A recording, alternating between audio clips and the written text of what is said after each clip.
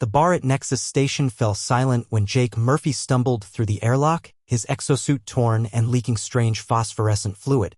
In his arms he carried something that made even the hardened pirates and mercenaries step back, a skull the size of a refrigerator with 17 eye sockets and teeth that seemed to bend space around them. 3 days earlier, Jake had been just another drunk human freighter pilot, laughing as the Kalrith traders spoke in hushed whispers about the Void Sector. No one returns from beyond the Crimson Nebula, Th Kex had chittered, his mandibles clicking nervously. That is where N'Gath the Devourer dwells. The firstborn.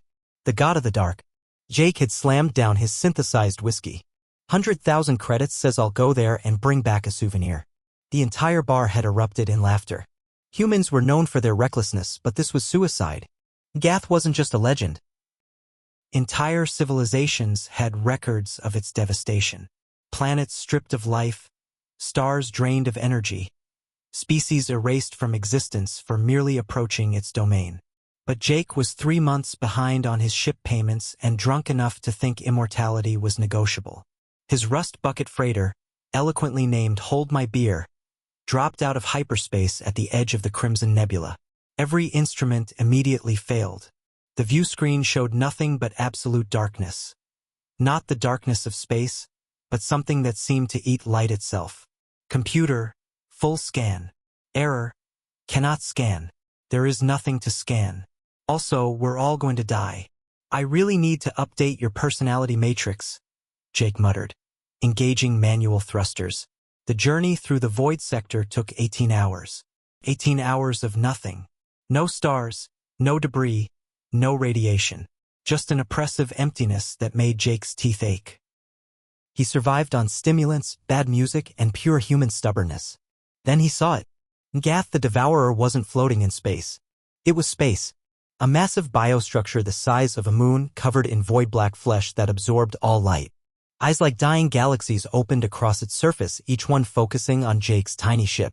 The psychic scream that followed would have liquefied most species' brains. Jake just gritted his teeth and popped 4 more aspirin. Hey there, big guy, he broadcast on all frequencies. I'm here about the extended warranty on your existential dread. N'Gath's response was to open a maw that could swallow star systems. Inside, Jake glimpsed dimensions that shouldn't exist, colors that had no names, and the screaming souls of 1 trillion consumed civilizations. Yeah, that's impressive and all, Jake said, engaging his freight loader's magnetic grapples, but I've worked retail during Black Friday. What followed was the stupidest game of chicken in galactic history. Jake flew his freighter straight at the god's mouth, waiting until the last possible second before firing his ship's only weapon, an industrial mining laser he'd illegally modified with parts from a microwave and a disco ball.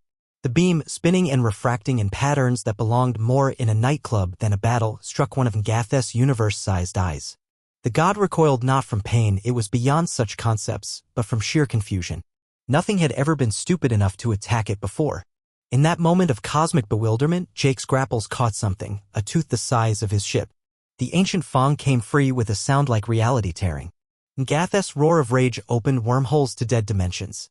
Jake flew through them backward, still towing the tooth, while blasting ancient Earth music at volumes that violated several laws of physics.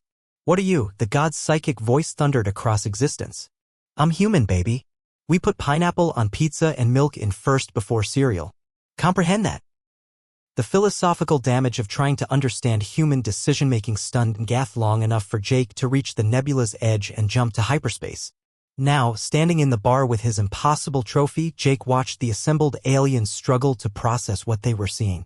A piece of their god, their ultimate predator, their cosmic nightmare, reduced to a conversation piece by a species that thought, because it's there, was a valid reason to do anything. So, Jake said, dropping the skull fragment on the bar with a thud that cracked reality slightly. About that 100,000 credits. The Galactic Council classified humanity as a Class X existential hazard the next day. Not because they were the strongest or the smartest, but because they were the only species insane enough to dare a god and win. And somewhere in the Void Sector, N'Gath the Devourer nursed its first headache in eons, wondering what kind of universe creates beings that respond to cosmic horror with "bet you won't."